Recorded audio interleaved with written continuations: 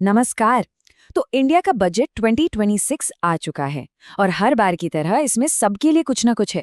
पर सवाल यह है कि क्या ये बस नंबर्स का एक गेम है या फिर इसमें हमारे हमारे भविष्य के लिए कोई बड़ा मैसेज छिपा हुआ है। चलिए आज इसी को थोड़ा आसान भाषा में समझने की कोशिश करते हैं। देखते हैं कि इस बजट की सबसे बड़ी सबसे खास बातें आखिर हैं क्या। अगर इस पूरे बजट को सिर्फ एक लाइन में समझना हो ना, तो वो यही है। ये कोई फ्रीबीज यानी मुफ्त की रेवड़ियों वाला बजट नहीं है, बल्कि ये एक स्टेबिलिटी फर्स्ट बजट है। इसका मतलब है कि सरकार का फोकस लॉन्ग टर्म ग्रोथ पर है, जैसे कि इंफ्रास्ट्रक्चर, मैन्युफैक्चरिंग और टेक्नोलॉजी को बढ़ावा देना। और हाँ, एक और जरूरी बात, सैलरी पर काम करने वाले लोगों के पे पैकेट पर भी इसका सीधा असर पड़ने वाला है। तो चलिए सबसे पहले इसकी बड़ी पिक्चर को समझते हैं। Stability first. देखिए, किसी भी बजट को समझने के लिए ना उसकी सोच को पकड़ना बहुत जरूरी होता है। और इस बजट का जो मूल मंत्र है वो लोक लुभावन घोषणाओं से हटकर देश की आर्थिक नींव को मजबूत करना है। देखते हैं कि आखिर इसका असल मतलब है क्या। देखिए, हर सरकार के सामने ना बजट के टाइम पर एक चॉइस होती है। एक रास्ता है पॉपुलिस्ट बजट का, मतलब टैक्स में भारी कटौती कर दो, फ्री स्कीम्स ले आओ जो फौरन सबको पसंद तो आ जाती हैं। और दूसरा रास्ता है स्टेबिलिटी का, मतलब ऐसा बजट बनाओ जिसमें देश की नींव को मजबूत करने पर पैसा लगे, जैसे नई सड़कें बनाना, नई फैक्ट्रियां लगाना। और इस बार सरकार ने ये दूसरा वाला, मतलब लॉन्ग टर्म वाला रास्ता चुना है। तो सवाल ये उठता है कि इतने बड़े प्लान के लिए पैसा आएगा कहाँ से? अच्छा, इसका जवाब है ये नंबर, करीब 28.6 लाख करोड़ रुपए। ये सरकार का अंदाजा है कि इतना पैसा नेट टैक्स रेवेन्यू से आएगा। यही वो खजाना है जिससे देश के बड़े बड़े प्रोजेक्ट्स को फंड किया जाएगा।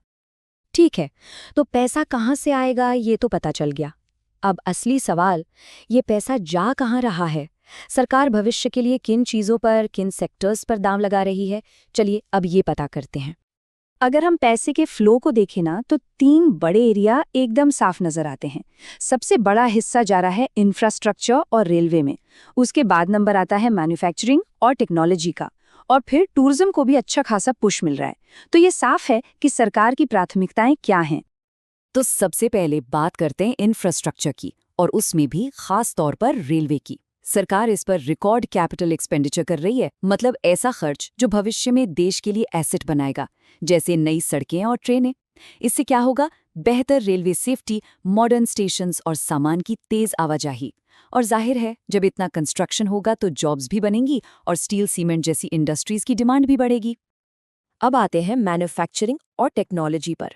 ये इस बजट का दूसरा बड़ा फोकस एरिया है। सरकार की कोशिश है कि महंगी और हाईटेक चीजें अब बाहर से मंगाने की बजाय भारत में ही बने। इसीलिए चिप बनाने यानी सेमीकंडक्टर प्रोडक्शन के लिए और रेयर अर्थ मिनरल्स के लिए खास इंसेंटिव दिए जा रहे हैं। ये सिर्फ मेक इन इंडिया नहीं है, ये टेक्नोलॉजी के मामले में दुनिया पर हमारी निर्भरता कम करने की एक बहुत बड़ी स्ट्रैटेजिक कोशिश है। चलिए अब बड़ी बड़ी बातों से हटकर उस चीज पर आते हैं जिसका हम सबको इंतजार रहता है कि हमारी जेब पर इसका क्या असर पड़ेगा। हमारी सैलरी, हमारा पर्सनल फाइनेंस, उस पर इस बजट का क्या इम्पैक्ट होगा। तो सबसे बड़ा सवाल यही है कि क्या इस बजट के बाद हमारी टेक होम सैलरी बढ़ेगी या घटेगी। हर सैलरीड प्रोफेशनल के दिमाग में यही चल रहा होगा। चलिए इसका जवाब ढूंढते हैं। अच्छा, जो अगला बदलाव है उसे समझने के लिए एक बार जल्दी से ये याद कर लेते हैं कि प्रोविडेंट फंड यानी पीएफ होता क्या है। सीधी सी बात है, ये हमारी सैलरी से कटने वाला वो पैसा है जो रिटायरमेंट के लिए जमा होता है, और इसमें हमारी कंपनी भी अपना हिस्सा डालती है। बस ये बेसिक बात हमें याद रखनी है। तो सबसे बड़ा बदलाव जो हुआ है वो यहीं पर है। सरकार ने अब एक लिमिट लगा दी है कि कोई कंपनी अपने कर्मचारी के पीएफ में कितना पैसा डाल सकती है। ये लिमिट है 7.5 लाख रुपए सालाना। अब इसका मतलब क्या है? मतलब ये कि अगर किसी की कंपनी 7.5 लाख से ज्यादा पैसा उनके पीएफ में डालती है, तो उस एक्स्ट्रा अमाउंट को उनकी इनकम माना जाएगा और उस पर टैक्स भी लगेगा। अब जाहिर सी बात है, इसका असर ज्यादातर उन्हीं लोगों पर पड़ेगा जिनकी सैलरी काफी ज्यादा है। तो हमने बड़े प्लान्स और पर्सनल फाइनेंस दोनों की बात कर ली। अब थोड़ा जूम आउट करते हैं और ये देखते हैं कि इस पूरे खेल में किससे फायदा हो रहा है और किसके सामने नई चुनौतियां आ सकती हैं, क्योंकि हर बजट का असर सब पर अलग अलग होता है ना? चलिए देखते हैं। तो तस्वीर काफी हद तक साफ है। एक तरफ है विनर्स, जैसे इंफ्रास्ट्रक्चर, मैन्युफैक्चरिंग और ग्रीन एनर्जी से जुड़ी इंडस्ट्रीज। इनके लिए ये बजट अच्छी खबर लाया है। वहीं दूसरी तरफ, जैसा हमने देखा, ज्यादा सैलरी वाले लोगों को पीएफ के नए नियम से थोड़ा झटका लग सकता है। और हाँ, कुछ छोटे उद्योगों को भी इंपोर्टेड सामान से कंपटीशन में थोड़ी मुश्किल हो सकती है। तो इस सारी जानकारी का अब किया क्या जाए? चलिए, आखिर में कुछ ठोस एक्शन लेने लायक बातों पर ध्यान देते हैं कि अलग-अलग लोगों के लिए अब आगे का रास्ता क्या है। जो लोग सैलरी पे काम करते हैं, उनके लिए पहला काम है अपनी सैलरी स्लिप को दोबारा देखना। ये चेक करना कि कंपनी पीएफ में कितना पैसा डाल रही है। ये समझना बहुत जरूरी है कि 7.5 लाख की ये नई लिमिट नेट इनकम पर कैसे असर डालेगी। और हाँ, सबसे जरूरी बात, टैक्स की प्लानिंग हमेशा फाइनल फाइनेंस बिल के हिसाब से ही करें, सुनी सुनाई बातों पर बिल्कुल नहीं। इन्वेस्टर्स के लिए इस बजट में कुछ साफ इशारे हैं। मैन्युफैक्चरिंग, इंफ्रा और ग्रीन एनर्जी जैसे सेक्टर्स में लंबी अवधि के अच्छे मौके दिख सकते हैं। लेकिन एक सलाह हमेशा याद रखने वाली है, बजट के दिन बाजार के शॉर्ट टर्म उतार चढ़ाव में ना फंसें।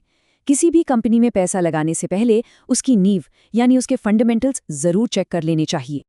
और आखिर में बिजनेस ओनर्स के लिए ये सही समय है ये चेक करने का कि क्या उनकी कंपनी मैन्युफैक्चरिंग या रिन्यूएबल एनर्जी के लिए सरकार की जो नई स्कीम्स आई हैं उनका फ़ायदा उठा सकती हैं। उन्हें ये भी देखना चाहिए कि क्या कोई कैपिटल सपोर्ट प्रोग्राम उनकी फर्म के लिए काम का हो सकता है।